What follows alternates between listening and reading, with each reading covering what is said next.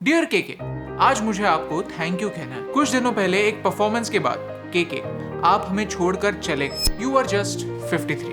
Personally ना ही मैं केके को जानता था ना ही आप, लेकिन फिर भी जब हम सब ने उनके गुजर जाने की न्यूज सुनी तो हमारा दिल टूट गया, बुरा लगा, रोना आया। लेकिन क्यों? किसी ऐसे इंसान के गुजर जाने पर बुरा क्यों लगता है जिससे हम कभी मिले ही ना हो, जिससे कभी बात ही ना हुई हो, जिससे कोई रिलेशनशिप ही ना हो? कई सारे सवाल है जिनके जवाब मेरे पास नहीं है, लेकिन एक शब्द है, थैंक यू। आज मुझे आपको 3 बातों के लिए थैंक यू कहना है जिनके जरिए आपने हमारे सबके दिल को छुआ है। सो थैंक यू केके, क्योंकि आपने हम सब इंट्रोवर्ट्स को प्यार का मतलब सिखाया। केके खुद स्कूल के समय इंट्रोवर्ट थे, लड़कियों से बात तक नहीं कर पाते थे, लेकिन स्कूल में ही उन्हें अपनी फ्यूचर वाइफ मिली। होना क्या था? जो इंसान शब्दों में अपने फीलिंग्स को बयान नहीं कर पाता था, उसने गाना गाकर खुद को एक्सप्रेस किया। थैंक यू केके, क्योंकि इंट्रोवर्ट्स भी एक्सप्रेस हो सकते हैं। ये आपने हमें अपनी कहानी से सिखाया। सेलिब्रिटीज की दुनिया में अपने पार्टनर्स चेंज करना, सक्सेस के साथ इनफिडेलिटी के लक्षण दिखाना आम बात होती है, लेकिन केके अलग थे। He was a one woman man and she was a one man woman, और ये क्वालिटी सैक्रिफाइस के बगैर हासिल नहीं हो सकती। स्कूल में और कॉलेज में केके सिंगिंग कॉम्पिटिशंस में पार्ट जरूर लेते थे, लेकिन उन्होंने एजुकेशन कॉमर्स में लिया।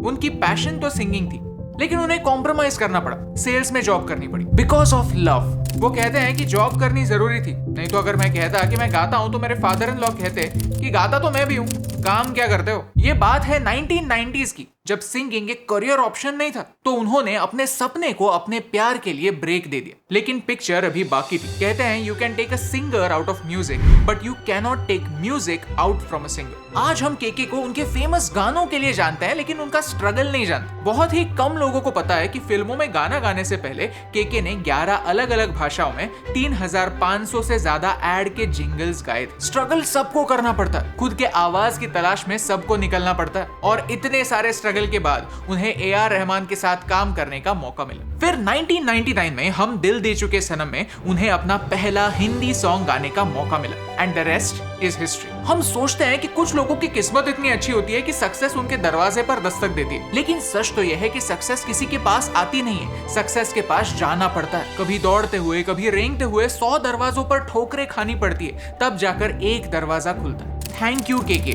फॉर रिमाइंडिंग अस कि सक्सेस एफर्ट्स के बाद मिलती है। 1999 से 2022 तक हिंदी फिल्म इंडस्ट्री में होने के बावजूद, इतने सारे हिट गाने देने के बावजूद, क्या आपको पता है कि केके ने कितने फिल्म फेयर अवार्ड्स जीते? 0। अवार्ड्स मिलना या ना मिलना, अपने एफर्ट्स को रिवॉर्ड मिलना या ना मिलना हमारे हाथ में नहीं होता, लेकिन इसका मतलब ये नहीं कि हम खुद को बेहतर बनाना ही छोड़ दे, ट्राई ही ना करें। Thank you KK for teaching me that. लोग सोचते हैं कि सक्सेस एक माइलस्टोन है जिसे पार करने के बाद लाइफ आसान हो जाती है, लेकिन रियलिटी में बार बार लगातार खुद को प्रूव करना पड़ता है, और केके ने वही किया। उन्होंने हिंदी के साथ साथ तमिल, तेलुगु, कन्नड़ा, मलयालम, मराठी, ओडिया, बंगाली, गुजराती और असमीज भाषाओं में भी गाने गाए। अपने पूरे करियर में 700 से ज्यादा गानों को केके ने अपनी आवाज में इमॉर्टलाइज किया। यहाँ तक वो अपने लास्ट मोमेंट में भी एक कॉन्सर्ट में परफॉर्म कर रहे थे। जिन्होंने भी केके का कॉन्सर्ट अटेंड किया है वो सब यही कहते हैं कि केके 50 साल के थे, लेकिन उन्हें स्टेज पर देखने के बाद उनमें वही जज्बा, वही जुनून था जो एक 20 साल के लड़के में होना चाहिए। दैट वाज केके,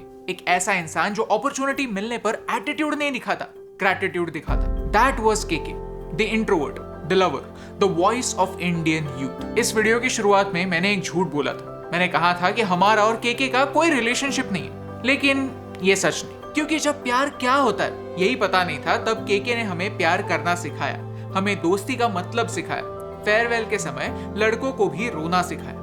शायद हम में से कई फैंस केके को पर्सनली जानते ना हो, लेकिन इसका मतलब ये नहीं कि हमारा उनके साथ कोई रिलेशनशिप ही नहीं। जब कोई ऐसा इंसान गुजर जाता है जिसने उन इमोशंस को एक्सप्रेस करने में हमारी मदद की हो जो हम खुद एक्सप्रेस नहीं कर पाते, तब चाहे या ना चाहे हम इमोशनल हो जाते हैं, क्योंकि उनका गुजर जाना गुजरते हुए वक्त की हमें याद दिलाता, एक कड़वी सच्चाई की हमें याद दिलाता कि आने वाले समय में हमारे दर्द को, हमारे खुशियों को, हमारे प्यार को, हमारी यारी को सुरीले लफ्जों में बयां करने के लिए हमारा यार नहीं हो। चलिए, बचपन से लेकर आज तक जो भी मेमोरीज केके ने हमें दी है, उनके लिए उन्हें थैंक यू कहते हैं, क्योंकि ये पल हमारे लिए अनमोल है।